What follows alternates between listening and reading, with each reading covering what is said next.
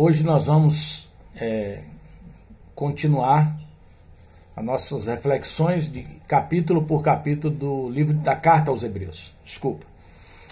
Eu quero falar do capítulo 7, que traz no final, aliás, deixa eu mencionar, que todo o capítulo 7, começando do versículo 1, vem falando sobre o sacerdote Melquisedeque. Quem era ele, o que ele representava no Antigo Testamento lá com Abraão.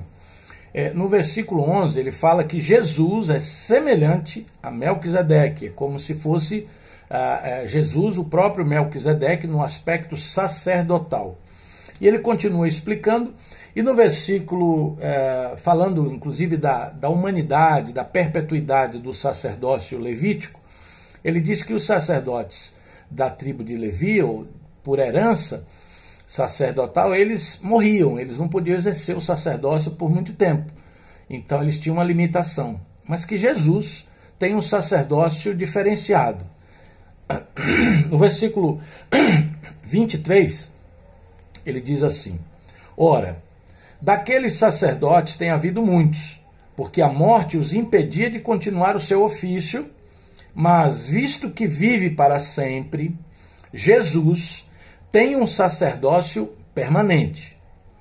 Portanto, Jesus é capaz de salvar definitivamente aqueles que, por meio dele, se aproximam de Deus, pois vive sempre para interceder por eles.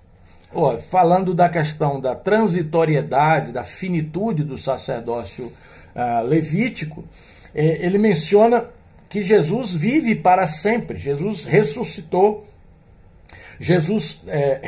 e vive para sempre, e ele tem um sacerdócio permanente.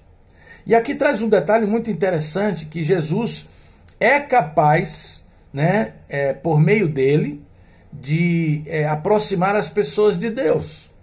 E tem um texto que eu quero lembrar para você, aliás, dois textos, Atos capítulo 4, versículo 12, que diz assim: e em nenhum outro nome há salvação pelo qual devemos ser salvos. O outro é 1 Timóteo 2,5. Há um só Deus e um só mediador entre Deus e os homens, Jesus Cristo homem. É exatamente isso que esse versículo está dizendo, que aqueles que por meio de Jesus aproximam-se de Deus, Jesus pode fazer essa intercessão, essa ligação, para que eles possam ser salvos. E, portanto, sempre vai interceder por eles.